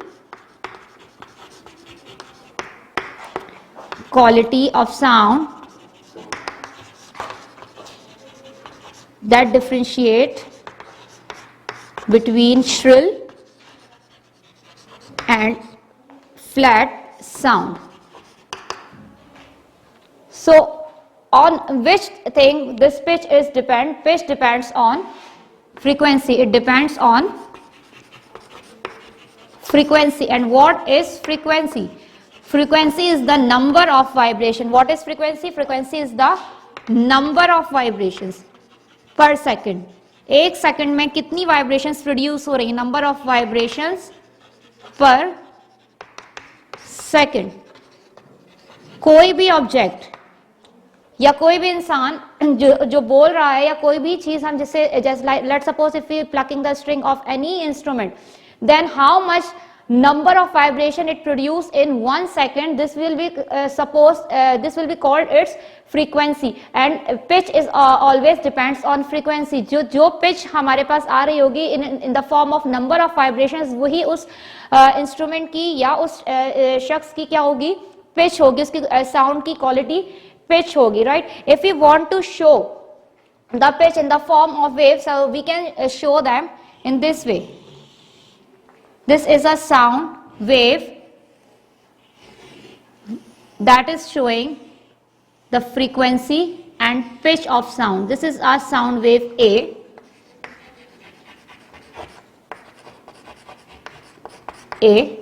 And this is a sound wave B.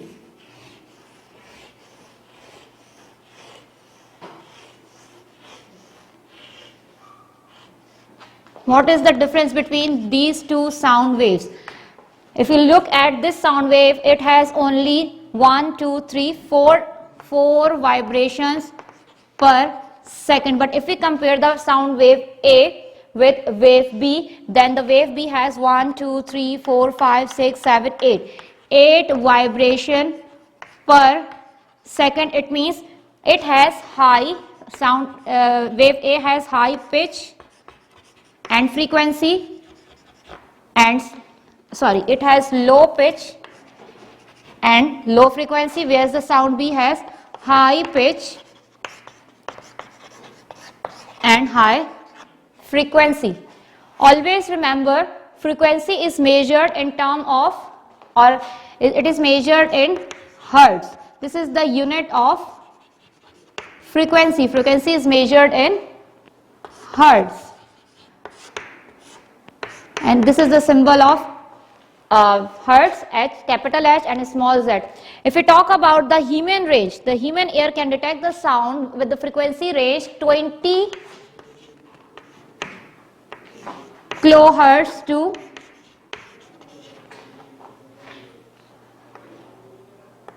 20 hertz to 20 kilohertz.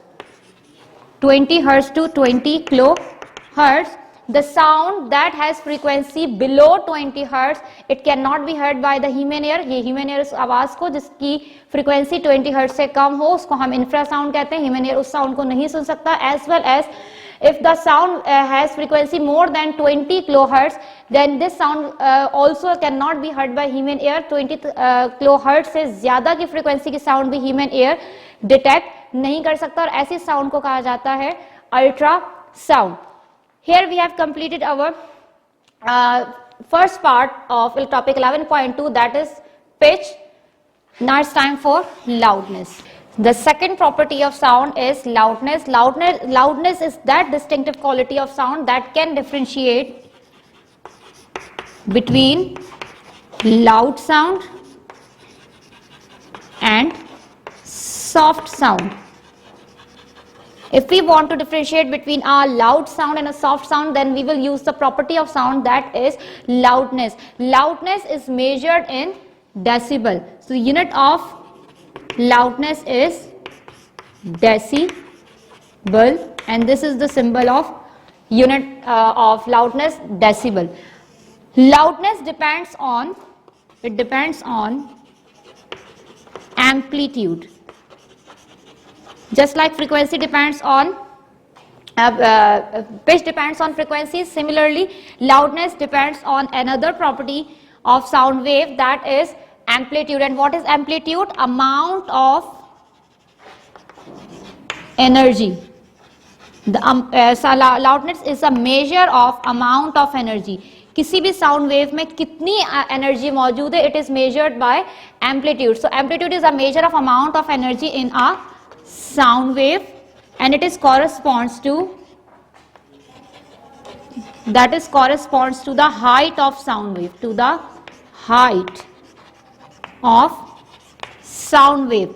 हम किसी भी sound wave की height को देखकर उसका amplitude consider कर सकते हैं. Let's suppose here we have two sound waves. This is wave A,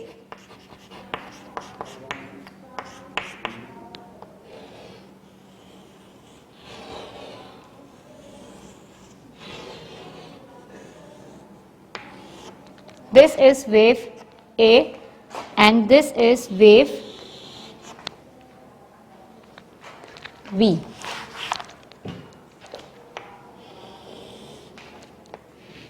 What is the difference between these two sound waves? If we measure the amplitude of wave A and wave B, so this is the amplitude of wave A. इसका amplitude wave ए का amplitude wave B के amplitude से, या wave ए की height wave B की height से ज्यादा है.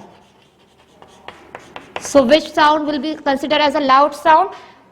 Wave A sound considered as loud sound because the height of the wave is much more greater than the height of wave B, and this sound considered as soft sound. How can we what instrument we can use to observe the loudness of a sound? wave. So there are two instruments, sound level meter and sound sensor with data logger. These two instruments are used to measure the amplitude of a sound wave. If we talk about the range of loudness that human ear can bear, so the range is 10 decibel to 140 decibel. Human ear can detect the loudness or can bear the loudness of sound that is from 10 decibels to 140 decibel. Above 140 decibel, it can above the sound with the loudness above 140 decibel can damage our human ear. Now the last topic, that is characteristics of a sound wave. Characteristics of sound waves. The characteristics of sound waves include: number 1, wavelength; number 2, amplitude; and number 3, frequency. And all these properties I can show you through one diagram. The distance, these are the crest, upper vibrations are crest and lower vibrations are troughs. The distance between two crests or the distance between two troughs, they are called wave length. What is wavelength? The distance between two crests or the distance between two troughs are called wave length. Whereas the height of a wave, that is called amplitude. And what is frequency? Number of vibrations, 1, 2, 3, 4. Number of vibrations कितनी है हमारे पास? 4 vibrations per second. So this will be the frequency of this sound wave. The height of the wave will be considered as the amplitude of the sound wave. The distance between two crests or the distance between two troughs are considered as wavelength, whereas the number of vibrations or the number of waves, the number of vibrations or the number of waves considered as the frequency of sound wave. There is an instrument that's called oscilloscope.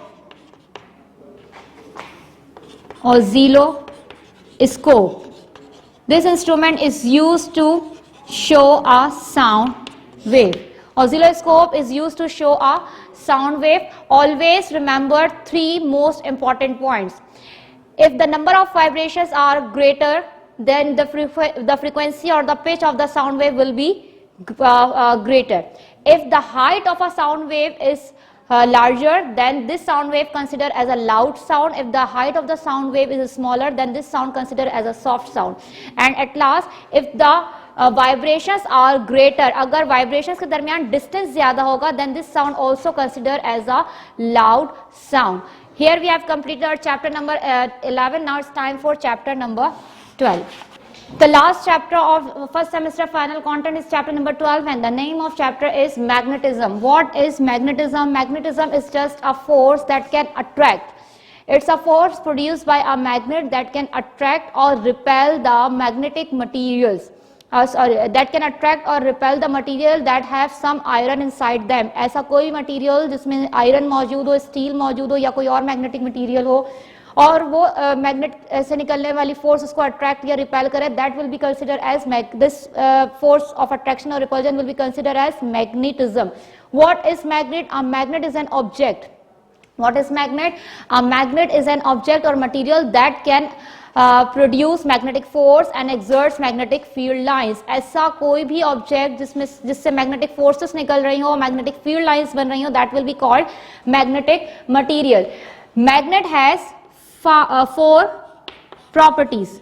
The first property of magnet is that magnet attract magnetic material. Magnet can attract magnetic material. What are magnetic materials? Materials that can be attracted by magnet, like steel, like iron, nickel and cobalt. These are the metals which can be attracted by the magnet, but there are some other materials which cannot be attracted by the magnet, like glass, paper, plastic, wood, rubber and non-metals like copper. So there are two types of material, magnetic materials and non-magnetic materials. Magnetic materials can be attracted by the magnet, whereas non-magnetic material cannot attract by the magnet. And always remember, magnetic force are the forces produced by the magnet, and magnetic forces can go through the non-magnetic material. Non-magnetic materials से magnetic forces pass हो जाती हैं. As you can see in this diagram, the first diagram is showing that some paper clips are attached to the aluminium foil because it is a non-magnetic connected with the paper. Paper is a non-magnetic material, but the magnetic forces can go through the paper and attract the magnetic material. Similarly, plastic. This plastic lid is also non-magnetic material, but magnetic force can go through this plastic non-magnetic material and attract the paper clips. Similarly, aluminium is of non-metal, but magnetic forces can go through this aluminium foil and attract the paper clips. That shows that magnetic forces can go through the non-magnetic material. The second property of a magnet is magnet has pole. Pole is a part of the magnet where magnetic forces appears to be concentrated. किसी भी magnet का वो and वो हिस्सा जहाँ पर magnetic force सबसे ज्यादा उसे हम उसका pole कहते हैं. A magnet has two poles, north and south poles. All right, there are different shapes of magnet. As you can see in this diagram, there are 5 shapes of magnet: bar magnet, button magnet, ring magnet, U-shaped magnet and horseshoe shaped magnet. These two ends of a bar magnet are their poles. Upper and lower flat surfaces of button magnet are their poles. Upper and lower surfaces of the ring magnet are their poles, whereas the ends of U-shaped and the ends of horseshoe shaped magnet are their north and south poles. The third property of magnet is that a magnet, a freely suspended magnet, always always moves from north to south direction when it comes to rest. एक freely suspended magnet, as आप इस diagram में देख सकते हैं, it always moves from north to south direction because of the Earth's magnetic force of attraction. जमीन भी क्या है?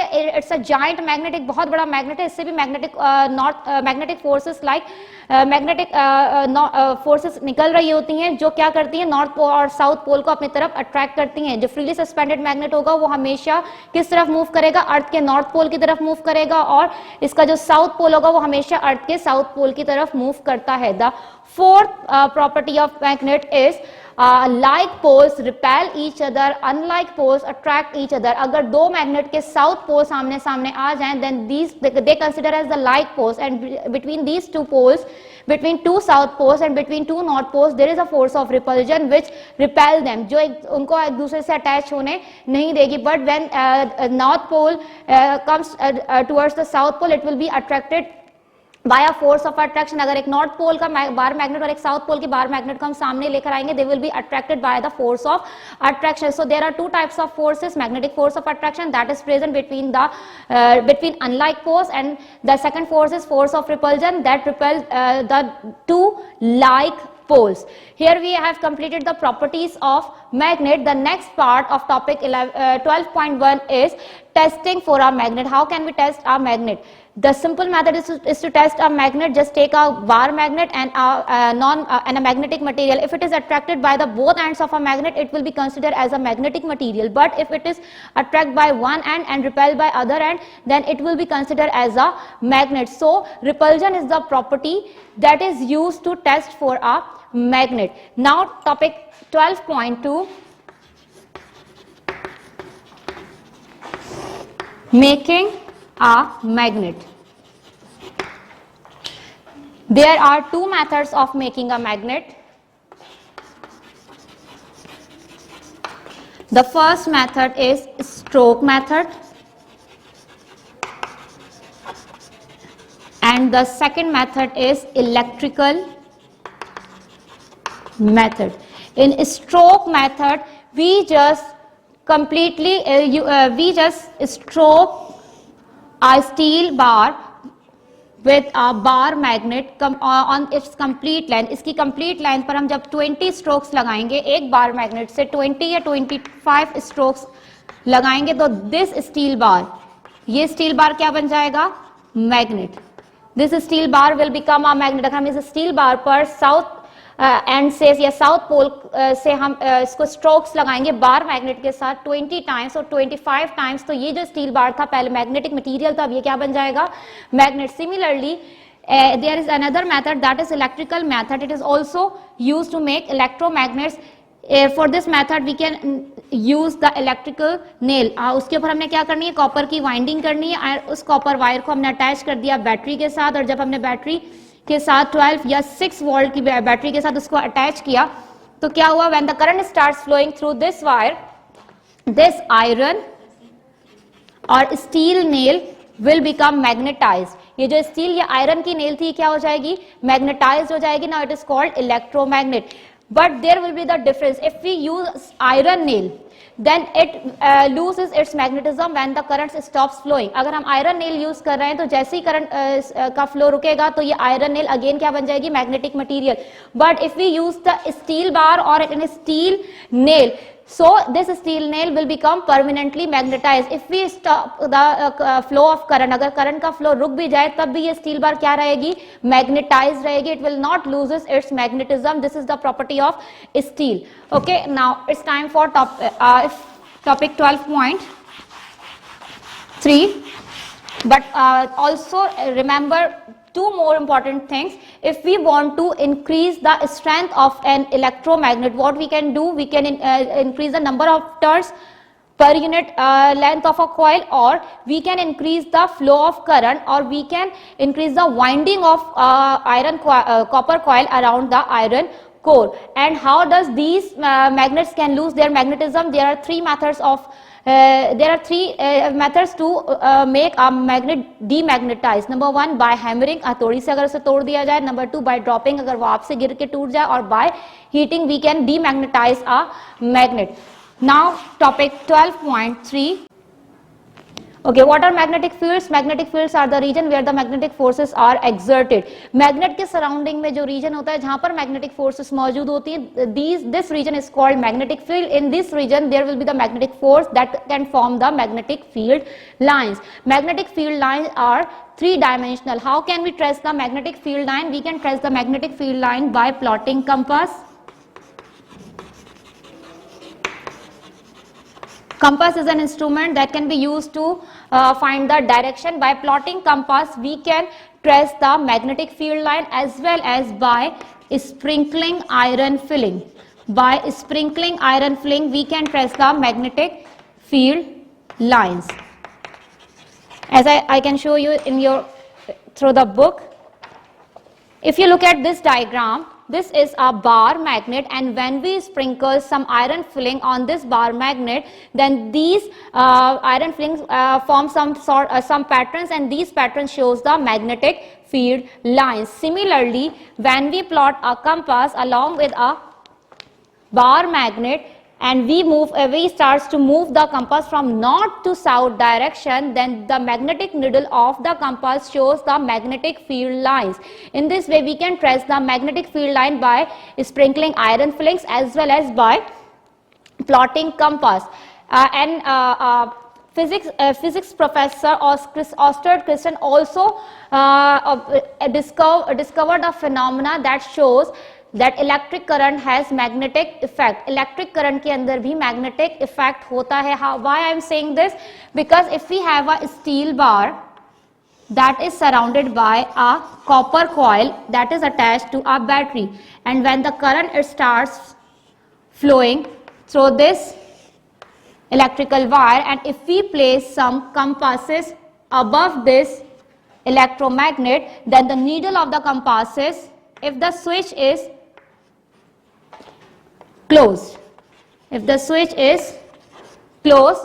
current starts flowing, then the magnetic needles show some sort of deflection. ये magnetic needles move करना शुरू हो जाएंगी. And if we use or if we place our compasses over electromagnet in which there is no flow of current, and the switch is open, अगर switch open है और कोई current flow नहीं कर रहा, then these magnetic needles will not show any sort of deflection, ये अपनी position पर वापस आ जाएंगी. That means electrical current has magnetic effect. जब इलेक्ट्रिकल करंट कहीं पर मौजूद होता है तो वो क्या कर रहा होता है, वो मैग्नेटिक इफेक्ट प्रोड्यूस कर रहा होता है, और जिसकी वजह से क्या होता है, मैग्नेटिक मटेरियल डिफ्लेक्शन शो करते हैं. Now it's time for last topic, topic 12.4, that is uses of magnet. Uses of magnet. There are 3 uses of magnet. Number 1, at home. Number 2, in instruments. And number 3rd, in industries.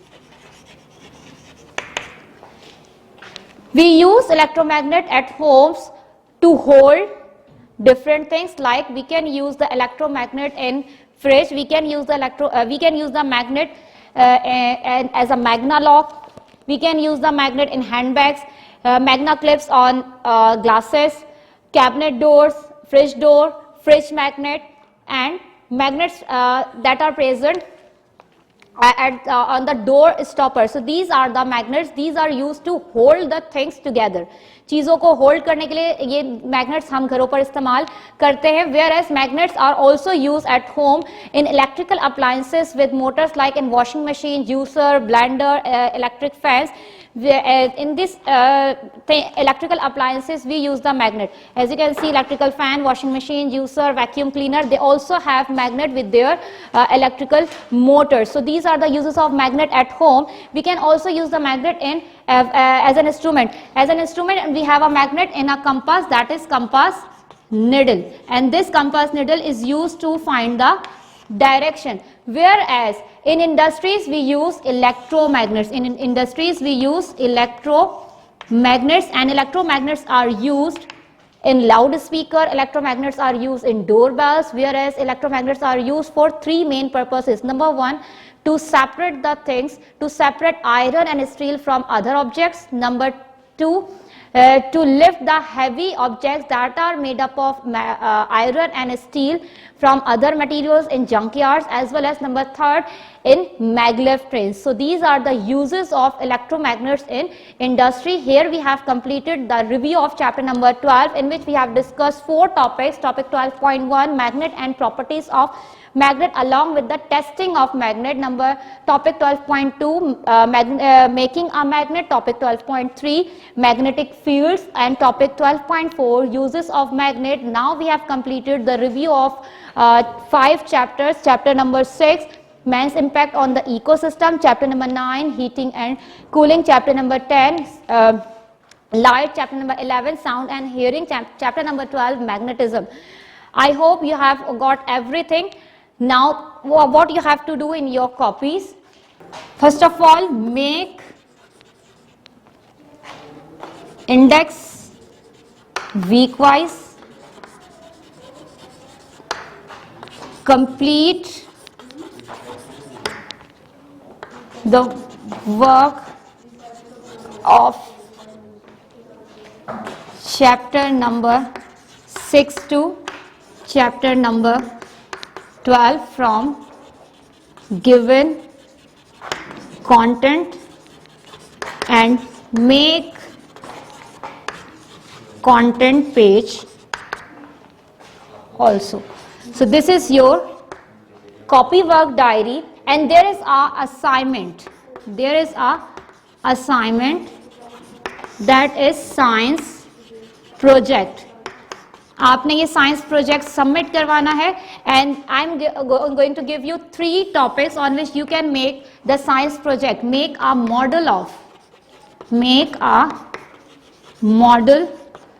Any one of the following. Number 1, air pollution. Number 2, greenhouse effect, and number 3rd,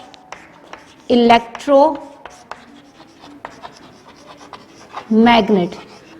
copy में आप index बनाएंगे, week wise तमाम chapters का work करेंगे content solution से, और आखिर में आप क्या बनाएंगे, कंटेंट पेज बनाएंगे।